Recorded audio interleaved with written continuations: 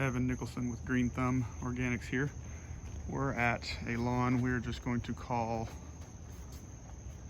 Mr. RG's lawn. Just collected some soil samples here. I did measure, went ahead and measured. Looks like your lawn guy might have been off by about 1,000 square feet. I got 7,950, so we're going to call that an even 8,000 square feet we got here. So just spoke with the customer, and one of the things that's of concern that he wants to take care of is this Bermuda here. I explained the two different approaches, the 5-year approach, and then the just wipe it out now approach, and then just come back through and start fresh. He's got one little area of concern here. It is at the drip line of this magnolia, so I'm leaning toward that magnolia is sucking the water off the surface of the ground there, making that grass kind of have a hard time. So you've got some disease that came through this year. It's not real bad, but definitely something we want to try to treat for next year. Looks like it burned up one spot pretty good here. We'll have some weeds come in there. These are pretty run-of-the-mill weeds. There's just a little bit of clover I've seen right here. There's some black Maddox sprinkled in there with that Bermuda.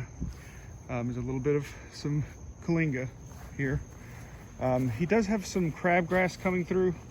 Not a lot, but there is some here. He said he did 2 pre-emergence this year, but looks like we just had some come through anyway. Maybe application time was a little late. I'm not sure exactly what happened there, but again, we've got Kalinga, yellow nut sedge, and then we have crabgrass kind of creeping in a little bit, but we should be able to push that out fairly easy. Again, more Kalinga. And then as we get back here to the back, we're going to start seeing some nimble in here. Some more. Oh, nice deer alarm there. He's been my buddy today. So yes, some nimble in here. Nimble again. We can selectively get that out of here, but we probably do want to try to just get it out of the way before we seed. More than likely will. I'll get with Mike again. A big patch here. Let me widen this out. Big patch here of nimble. It's a little soggy back here, I think, due to this retaining wall, and he is watering quite a bit. He said 90 minutes every other day currently during this hot 90-degree time, and we discussed maybe backing off of that, but we'll bounce this off of you, Mike, and we'll see if we can't come up with a good plan. Maybe get him a watering guide. Back here, he says he has a problem with moss, and you can see it's pretty prevalent.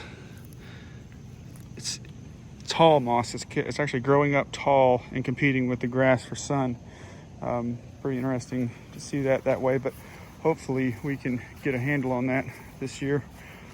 Get some products on it. Some of our natural products contain sulfurs, and moss doesn't like sulfur, and if it persists after that, we can go at it a little bit more aggressively. Around here to the side, well, I didn't think disease was back here, but definitely on this hillside it took some of the lawn with it this year. That's something we would want to prevent next year. A little bit more black Maddox. We would need to take care of that as well. So overall, not in terrible shape. Yeah, you can hear the sog, and it did just rain, but it's not enough to make it soggy like that. So we probably do want to address the irrigation system and maybe adjust some zones for some different times, maybe a little bit less back here in the back. I think he said he does do less, but looks like we even need to go less than that. So this is the scope of it. It's not a full renovation, but there are a lot of areas that we do want to renovate. Where this nimble is so thick down in there, around the back, and where that moss is, we're going to want to seed there pretty heavily just to crowd out that other stuff. And then we'll just have to see what time does to this affected disease area. If it burns it all the way to the ground, we're going to need to seed this. But if it recovers, then we might be able to get by without it. But it looks like for this Bermuda, it looks like it's most of the front, starting about right here, this bad disease patch, and going that way over through here, and then pretty much straight over to the wall, and just go ahead and take all that, because it looks like it's not over here, but if you look long enough, you'll find it reaching out. And same thing around here, just to be safe, get rid of it. And then we would need to come through and renovate all that. And by that I mean using our machine renovators that come through and make slices in the ground and then drop seed on it, and then some brushes kind of help it get brushed down into those slots that it just cut, just making like mini crop rows 2 inches apart all through here.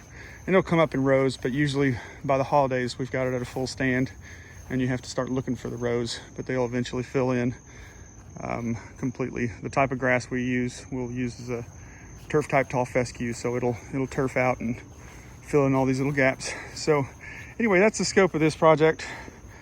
A little kill and seed here, a little seed in the back where some of the other stuff is, and some disease control next year, some of this weed control, and figure out what's going on here. Okay, that's it. Evan with Green Thumb, out.